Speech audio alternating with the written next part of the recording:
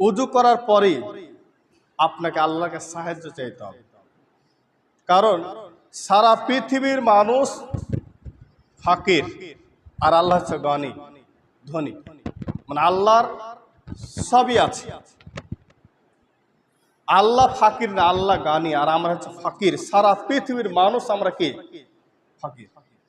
মানে আল্লাহর কাছে চাইতে হবে, এটা আমাদের প্রয়োজন।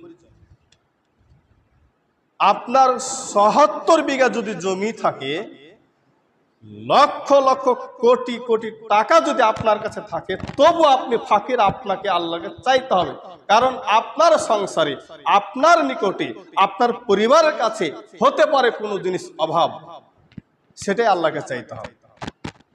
আল্লাহ তাআলা এই ব্যাপারে বলছেন, ইয়া আইয়ুহাল্লাযীনা আমানু, হে বিশ্বাসীগণ, হে ঈমানদারগণ, ইস্তাঈনু বিস-সাবরি ওয়াস-সালাহ, তোমরা সালাতের মধ্যে সবুরের মাধ্যমে, সালাতের মধ্যে সবুরের মাধ্যমে, সালাতের মাধ্যমে আল্লাহর কাছে চাও। ইস্তাঈনু এটা ভাবে ইস্তেফাল থেকে চাইতে বলেছেন আল্লাহ। আল্লাহ তাআলা এটা জমার সেগে ব্যবহার করেছে, এটা আমর হাজের মারুফ। ইস্তাঈনু তোমরা চাও, বিল্লাহি আল্লাহর কাছে, বিস-সাবরি ওয়াস-সালাতি ধৈর্য সহকারে সালাতের মাধ্যমে, ধৈর্য সহকারে সালাতের মাধ্যমে। কেন আল্লাহ ধৈর্যের কথা বললেন, কেন সালাতের কথা বললেন? কারণ যে চাওয়ার মধ্যে, যে পাওয়ার মধ্যে, যে চাওয়ার মধ্যে, যে পাওয়ার মধ্যে ধৈর্য থাকে না, সে পাওয়া, সে চাওয়া আল্লাহর দরবারে কবুল হয় না। শুনুন, যে চাওয়ার মধ্যে, যে পাওয়ার মধ্যে ধৈর্য থাকে না, সে চাওয়া এবং সে পাওয়া আল্লাহর কাছে কবুল হয় না। তাই দোয়া কবুলের একটি শর্ত হচ্ছে, দোয়া করার পর, চাওয়ার পর ধৈর্য ধারণ করতে হবে, এটি একটি বৈশিষ্ট্য। তারপরে সলাতের মাধ্যমে, সলাতে, কারণ সলাতের মাধ্যমে, সলাতের পর বা সলাতের মাধ্যমে দোয়া করা বেশি প্রয়োজন। এই সময় বেশি দোয়া কবুল হয়, তাই আল্লাহ তাআলা সলাতের কথা উল্লেখ করেছেন। তুমি আল্লাহর কাছে কিছু চাওয়া দরকার, 2 রাকাত সালাত আদায় করুন, তারপরে চান, এ চাওয়া আল্লাহর কাছে বেশি কবুল হবে। আল্লাহর কাছে চাওয়া প্রয়োজন। 2 রাকাত সালাতের শেষ প্রান্তে আপনি আল্লাহকে চান, এ চাওয়া আল্লাহর কাছে কবুল হবে। তাই আল্লাহ বলছে, ধৈর্য এবং সালাতের মাধ্যমে আল্লাহর কাছে সাহায্য চাও। ইন্নাল্লাহা মা'আস সাবিরিন, নিশ্চয় আল্লাহ রাব্বুল আলামিন সবুরকারীদের সঙ্গে আছেন। এর সঙ্গে থাকার অর্থ এই যে আল্লাহর রহমত, আল্লাহর দয়ার আওতাভুক্ত থাকা। এর মানে যে আপনি আপনার ঘরে আছেন, তাই আল্লাহ আপনার সাথে আপনার ঘরে থাকবে, এমনটি না। আল্লাহর সুনজরে, আল্লাহর রহমতে, আল্লাহর দৃষ্টির মধ্যে, আল্লাহ তো দৃষ্টি সব জায়গাতে আছে, আল্লাহর বিশেষ নজরের মধ্যে আপনি আওতাভুক্ত থাকবেন। তাই আল্লাহ তাআলা বলেছেন, ইন্নাল্লাহা মা'আস সাবিরিন, নিশ্চয় আমি সবুরকারীদের অন্তর্ভুক্ত। 1-2 করে গণনা করলে সূরা নাম্বার 2, সূরাতুল বাকারা, আয়াত নম্বর 153। তাহলে অত্র আয়াত দ্বারা আল্লাহ তাআলা আমাদেরকে কি জানালেন? আল্লাহ জানালেন যে তোমরা আল্লাহর কাছে চাও। এই চাওয়াটা আল্লাহ পছন্দ করে, ভালোবাসে। আপনার কাছে কোনো জিনিস চাইলে আপনি দুঃখ করেন, কিন্তু আল্লাহর কাছে চাইলে আল্লাহ খুশি হয়। আল্লাহ মানুষকে সৃষ্টি করেছেন, এটি একটি কারণ যে বান্দা আমার মুখাপেক্ষী থাকবে, মানে আমার জন্য অপেক্ষা করবে, আমার কাছে চাইবে, আমার দরকার লাগবে। এই কারণে বান্দাকে আমি সৃষ্টি করেছি। তাই বান্দাকে উচিত আল্লাহর কাছে চাওয়া, আল্লাহকে চাওয়া উচিত। যেমন ধরেন, 4টি বিষয় চাওয়া বা 4টি বস্তু চাওয়া জরুরি এবং বৈধ। 1, সৎ স্ত্রী আল্লাহর কাছে চাইতে হবে, এটা চাওয়া বৈধ।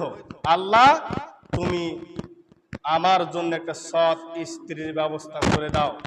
যদি স্ত্রী হয়ে থাকে, আল্লাহ তুমি আমার স্ত্রীকে সৎ বানাইয়া দাও। 2, আল্লাহ আমি যেখানে বসবাস করি দুনিয়ার মধ্যে সে বাসস্থানকে তুমি একটু প্রশস্ত করো, করো যেন আমি চলাফেরা ঠিক করতে পারি। 3, আল্লাহ আমি যেখানে থাকি সেখানকার প্রতিবেশী যেন ভালো হয়, তুমি প্রতিবেশীকে ভালো করে দাও। 4, আল্লাহ আমি চলাফেরার জন্য একটা যানবাহন প্রয়োজন, তুমি একটা ভালো যানবাহনের ব্যবস্থা করে দাও। এই 4টি বিষয় চাওয়া বৈধ। 4টি জিনিস যার আছে সৌভাগ্য তার, 4টি জিনিস যার নাই দুর্ভাগ্য তার। এই কারণে 4টি জিনিস আল্লাহর কাছে চাইতে হবে। কি বললাম? 1 নম্বর সৎ স্ত্রী, 2 নম্বর প্রশস্ত বাড়ি, একটা ভালো বাড়ি, 3 নম্বর ভালো প্রতিবেশী, 4 নম্বর চলাফেরার জন্য একটা যানবাহন। এই 4টি জিনিস আল্লাহর কাছে চাইতে হবে আপনাকে। এছাড়া আপনার আর কিছু দরকার হলে আল্লাহর কাছে চাইতে হবে। আপনার সন্তান দরকার, ইব্রাহিম আলাইহিস সালাতু সাল্লামের সন্তান প্রয়োজন, বিবাহ করেছে সন্তান প্রয়োজন, সন্তান দরকার। তাই ইব্রাহিম আলাইহিস সালাম আল্লাহকে চাইলেন কি? রাব্বি হাবলি মিনাস সালিহিন, হে আল্লাহ তুমি আমাকে একটা সৎ পুত্র সংবাদ দাও বা সৎ পুত্রকে দাও। তা ইব্রাহিম বুঝলেন যে আল্লাহর কাছে চাইতে হবে, কিন্তু আমরা বুঝলাম যে পীরের কাছে চাইতে হবে সন্তান। ইব্রাহিম বুঝলেন যে এটা আল্লাহর কাছে চাইতে হবে, আল্লাহই পারে দিতে। আর আমরা বুঝলাম এটা হুজুর পারে, হুজুর কাছে চাইতে হবে। আস্তাগফিরুল্লাহ। আল্লাহর কাছে চাইতে হবে আপনাকে। আর চাওয়ার মধ্যে ধৈর্য ধারণ করতে হবে। যেমন ইব্রাহিম, আর সন্তান হলে প্রায় 86 বছর বয়স বা 85 বছর বয়স, 80 পার হয়ে গেছে। এত বৃদ্ধ মানুষ এ বয়সে একটা সন্তান পেয়েছে, তাহলে দোয়া করেছেন কতদিন ধরে, আর সন্তান পেলেন 86 বছর বয়স। কারণ তার দোয়ার মধ্যে ধৈর্য ছিল। আর আমি আপনি দোয়া করছি ওই দোয়া করছি, কোনো কাজই হয় না, সন্তান দেন কাজই হয় না, কাজ হবে না। কারণ আপনার মনে আমার মনে একটা তাড়াহুড়া আছে, কারণ আপনার মনে আমার মধ্যে একটা কি আছে? তাড়াহুড়া আছে। দোয়া তো করলাম, কখন হবে কবুল? প্রয়োজন খুব দরকার, কখন যে হবে? হচ্ছে না, এই কাজ হবে না, দোয়া করে কাজ হবে না, দোয়া করে কাজ হবে না। আল্লাহ দিবেন আমাদেরকে, দোয়া করে কাজ হবে না। আস্তাগফিরুল্লাহ। এই যে তাড়াহুড়া মনের মধ্যে, তাড়াহুড়া যদি থাকে আপনার আমার মধ্যে, তাহলে আল্লাহর কাছে আপনার আমার চাওয়া কবুল হবে না। তা আল্লাহ বলছেন ধৈর্য সহকারে, তাড়াহুড়া করিও না। মুহাম্মদ সাল্লাল্লাহু আলাইহি সাল্লাম তিনি কোনো দোয়া করলেন, হয়তো 20 বছর, 25 বছর, 10 বছর, 5 বছর পর কবুল হয়েছে। আবার কোন সময় দোয়া করেছেন সাথে সাথে কবুল হয়েছে। তো আল্লাহ, আপনি একটা জিনিস চেয়েছেন, আল্লাহ তুমি একটা ভালো একটা বাড়ি দাও।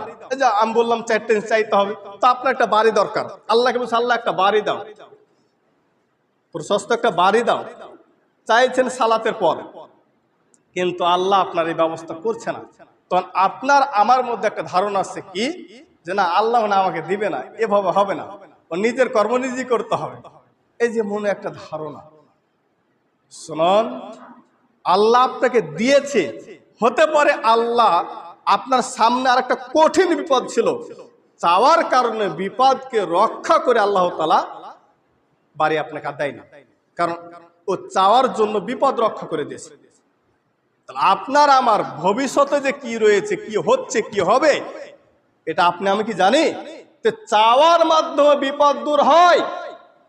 চেয়েছেন বাড়ি, সামনে আছে বিপদ, দূর হয়েছে বিপদ। কথা বুঝেন না? এখানে চাইতে হবে আল্লাহর কাছে। চাওয়াটা খুব গুরুত্বপূর্ণ ইবাদত, চাওয়াটা খুব গুরুত্বপূর্ণ একটা আমল। আল্লাহকে চাওয়াটা সবচেয়ে একটা ভালো আমল, এত সুন্দর প্রিয় আমল যে আল্লাহকে চাওয়া মানে আল্লাহ সবচেয়ে খুশি হয় যখন বান্দা বলে আল্লাহ তুমি আমাকে দাও। আল্লাহ যে কত খুশি হয়, বান্দা আমাকে চেয়েছে। উসমান রাদিয়াল্লাহু তাআলা আনহু قال রাসূলুল্লাহ সাল্লাল্লাহু আলাইহি সাল্লাম, উসমান রাদিয়াল্লাহু তাআলা আনহু তিনি বলছেন, রাসূলুল্লাহ সাল্লাল্লাহু আলাইহি সাল্লাম বলেছেন, মান তাওয়াজ্জা উযুই হাদা, যে ব্যক্তি উযু করবে আমার মতন, অর্থাৎ মুহাম্মদ সাল্লাল্লাহু আলাইহি সাল্লাম যেভাবে উযু করেছেন, যা আমি এর আগে বলেছিলাম। মান তাওয়াজ্জা, যে ব্যক্তি উযু করবে উযুই হাদা, যেভাবে আমি করি, এরূপ যেরূপ আমি করি সেরূপ যে ব্যক্তি উজু করবে সুম্মা ইউসাল্লি রাকাতাইন, অতবার এত সুন্দর উজু করার পর 2 রাকাত সালাত আদায় করবে। কয় রাকাত? 2 রাকাত। সুন্দরভাবে উজু করার পর, রাসূলের মতন উজু করার পর সুম্মা ইউসাল্লি রাকাতাইন, 2 রাকাত সালাত আদায় করবে। লা ইউহাদ্দিসু নাফসা ফিহিমা সাইয়ুন, ওই সালাত যখন আদায় করবে তখন সালাতের মধ্যে আল্লাহর ভীতু ছাড়া, নিজের মনে, নিজের নাফসের মনে, নিজের নাফসের কাছে আল্লাহর ভয় ছাড়া আর কিছু হবে না। আল্লাহু আকবার, দাঁড়িয়ে গেছে। আল্লাহর ভয় ছাড়া এই অন্তর আর কিছু হবে না, এ মনে আর কিছু হবে না। ইল্লা গুফির লাহু মা তাকাদ্দামা মিন যামবিহি, রাসূল সাল্লাল্লাহু আলাইহি ওয়াসাল্লাম বলেছেন তার পূর্বের সমস্ত পাপ ক্ষমা করে দেওয়া হবে। সুবহানাল্লাহ। তাহলে হাদিস দ্বারা প্রমাণিত হলো যে রাসূলের তরিকা যদি আমরা উজু করি, তারপরে 2 রাকাত সালাত আদায় করি এবং ওই সালাতের মধ্যে যদি একমাত্র আল্লাহকে ভয় ছাড়া আর কিছু না ভাবি ওই অন্তরে, তাহলে ওই সালাত আমার পূর্বের সমস্ত পাপকে ক্ষমা করে দিবে। হাদিসটি মিসকাতুল মাসাবের মধ্যে পাওয়া যাবে, 287 নম্বর হাদিস। নসরুদ্দিন আলবানী রাহিমাহুল্লাহ হাদিসটিকে তাহকিকে সহিহ বলেছেন। সম্মানিত উপস্থিতি, আন উকবাত ইবনে আমির রাদিয়াল্লাহু তাআলা আনহু قال قال رسول الله صلى الله عليه وسلم, উকবা ইবনে আমির রাদিয়াল্লাহু তাআলা আনহু তিনি বলছেন রাসূল সাল্লাল্লাহু আলাইহি ওয়াসাল্লাম বলেছেন, মা মিন মুসলিমিন ইয়াতাওয়াজ্জাউ ফায়াহসিনু বুদুআহু, যে মুসলমান, কোন মুসলমান ব্যক্তি যদি সুন্দর করে উযু করে, মা মিন মুসলিমিন ইয়াতাওয়াজ্জাউ, কোন মুসলমান যদি উযু করে, ফায়াহসিনু উযুআহু, সুন্দর করে, ভালো করে, অর্থাৎ রাসূলের তরিকা যদি কোনো ব্যক্তি উযু করে, কোন মুসলমান, সুম্মা ইয়াকুমু, অথবা কি ফায়ুসাল্লি রাকাতাইন, 2 রাকাত সালাত আদায় করে, মুকবিলুন আলাইহি বিকলবিহি ওয়া ওয়াজহিহি, তখন তার অন্তরে, তার স্বীয় মুখমণ্ডলকে আল্লাহর দিকে ফিরিয়ে দিবে, তার মুখমণ্ডল এবং কল্পে সম্পূর্ণরূপে আল্লাহর দিকে ফিরিয়ে দিবে। ইল্লা ওয়াজাবাত লাহুল জান্নাত, তখন তার জন্য জরুরি হয়ে যাবে জান্নাত, ওয়াজিব হয়ে যাবে।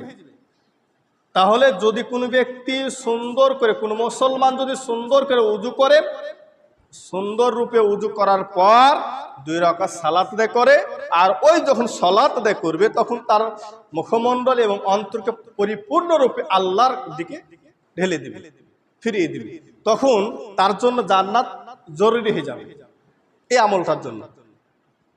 তাহলে আমাকে সুন্দর করে উযু শিখতে হবে আগে, কারণ উযুর পরে এগুলো আমল, উযুর পরের আমল এগুলো। অথচ আমাদের মধ্যে উযুর পরে যে আমলগুলো করব, 90% মুসল্লিরা, আমরা যারা মুসলমান দাবি করি, তারা 5 ওয়াক্ত সালাত আদায় করি না। তাহলে কিভাবে আপনি উযু করবেন? কিসের জন্য উযু করবেন আপনি? যারা 5 ওয়াক্ত সালাত আদায় করে তারাই কি করে? একমাত্র উযু করে, আর তাদের জন্য এই আমলটা সুবিধা হবে। আর যারা 5 ওয়াক্ত সালাত আদায় করে না, তাদের দুর্ভাগ্য, তাদের বিপদ আছে। এখানে 5 ওয়াক্ত সালাত আদায় করবেন আর সুন্দর করে উযু করবেন। উযু করার পরে এই আমলগুলো করার চেষ্টা করবেন, কারণ আপনি, আমি একজন বান্দা, আপনার আমার শ্বাস আছে, শ্বাস চলে যাবে, যেদিন চলে যাবে সেদিন আপনার আমার আমলের দরজা বন্ধ হবে। যতদিন এই আমলগুলো করব ততদিন আমলগুলো খাতাতে লেখা থাকবে, মৃত্যুর পরে এগুলো আমি পাবো। যদি আল্লাহর জন্য হয়ে থাকে, যদি আল্লাহকে খুশি করার জন্য আমলগুলো হয়ে থাকে, তাহলে এই আমলগুলো আপনার পরকালে অত্যন্ত উপকার করবে, যা আপনাকে শান্তি দিবে, যা অন্য কেউ আপনাকে সহযোগিতা কিছু করতে পারবে না। হাদিসটি মিসকাতুল মাসাবের মধ্যে পাবেন, 286 নম্বর হাদিস। নসরুদ্দিন আলবানী রাহিমাহুল্লাহ হাদিসটি সহিহ বলেছেন। উযু করার পর আরো কিছু আমল রয়েছে।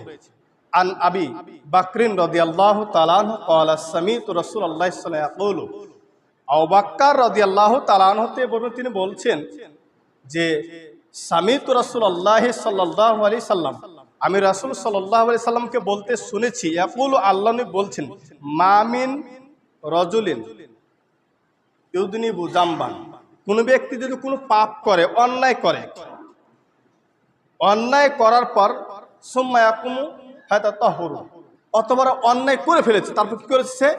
উজু করেছে, সুম্মা ইউসাল্লি, অথবা 2 রাকাত সালাত আদায় করেছে, সুম্মা আস্তাগফিরুল্লাহ, অথবা আল্লাহর কাছে ক্ষমা চেয়েছে, গফারাল্লাহু লাহু, তখন আল্লাহ তাকে ক্ষমা করে দেয়।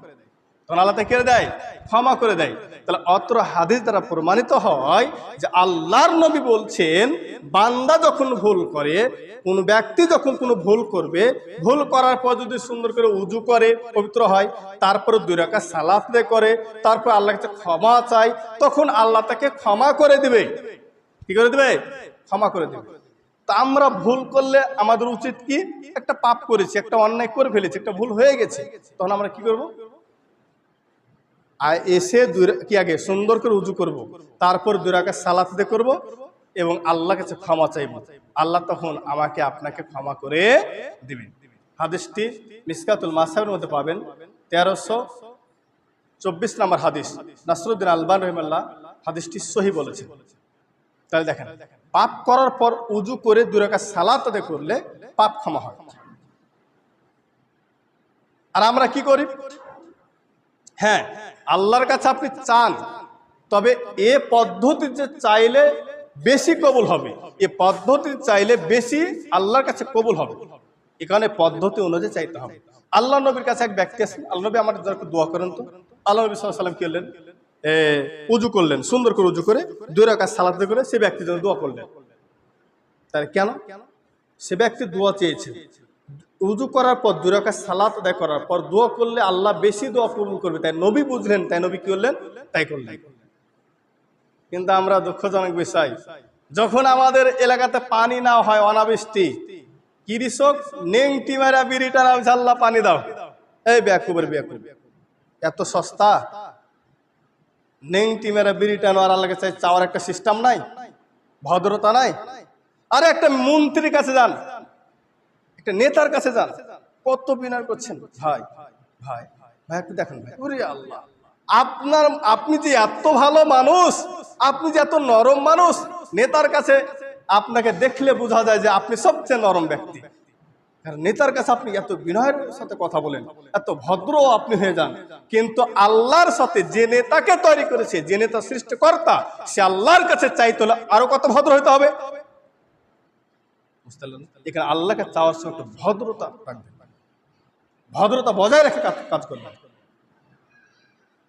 খালি দোয়া করলে হবে না, দোয়া করার সিস্টেম আছে। রাসূল সাল্লাল্লাহু আলাইহি ওয়াসাল্লাম দোয়া করার পদ্ধতি জানিয়ে দিয়ে গেছে।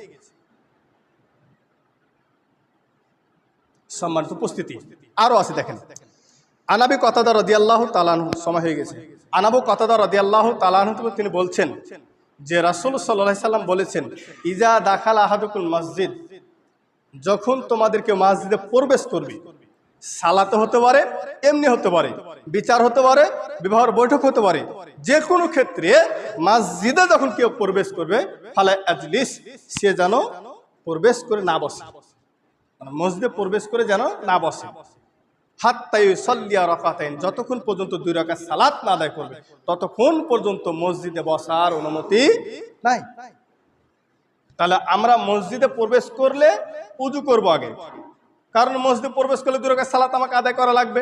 তাহলে মসজিদে প্রবেশ করলে উজু করব, উজু করে 2 রাকাত সালাত আদায় করব। যে কারণে মসজিদে এসেছি সে কাজ আমরা তখন সারব ইনশাআল্লাহ। এই আমলটা করার চেষ্টা করব।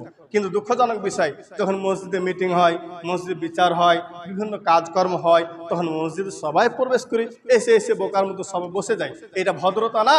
মসজিদের একটা আদব আছে, মসজিদের একটা সম্মান আছে। নেতাকে সম্মান দিতে ভালো লাগে, মেম্বারকে সম্মান দিতে পেরেছেন, চেয়ারম্যানকে সম্মান দিতে পেরেছেন, সারা পৃথিবীর মানুষকে সম্মান দিতে পেরেছেন, কিন্তু আল্লাহর ঘর মসজিদে সম্মান দিতে তো কষ্ট হয় কেন মুসলমানের? আল্লাহর ঘর মসজিদকে বেশি সম্মান করতে হবে, কেন এটা আল্লাহর ঘর। এ কারণে মসজিদে প্রবেশ করে 2 রাকাত সালাত করবেন। আরেকটা হাদিস বলে তাহলে বুঝতে পারবেন মসজিদে প্রবেশ করলে সালাত কেন এত গুরুত্ব। জাবির রাদিয়াল্লাহু তাআলা আনহু বলেন, যাতায়াতুন নবী সাল্লাল্লাহু আলাইহি সাল্লাম, আমি রাসূল সাল্লাল্লাহু আলাইহি সাল্লামের কাছে আসলাম, ওয়া ফিল মসজিদি, মুহাম্মদ সাল্লাল্লাহু আলাইহি সাল্লাম মসজিদে বসে আছে। আমি নবীর কাছে আসলাম, নবীকে দেখলাম মসজিদে বসে আছে। তিনি বলছেন ফাসাল্লি রাকাতাইন, আমাকে বললেন তুমি 2 রাকাত সালাত আদায় করো। তুমি যে আমার সাথে দেখা করতে এসে 2 রাকাত সালাত আদায় করো, মানে মসজিদে প্রবেশ করেছেন 2 রাকাত সালাত আদায় করো। তুমি দেখেন, জাবির একজন বিশিষ্ট সাহাবী, রাসূলের সাথে দেখা করতে গেলেন, তিনি আসলেন রাসূলকে, রাসূল তখন জাবিরকে বলছেন তুমি 2 রাকাত সালাত আদায় করো। এখানে মসজিদে প্রবেশ করে 2 রাকাত সালাত আদায় করবে, এগুলো হচ্ছে উজুর পর আমল।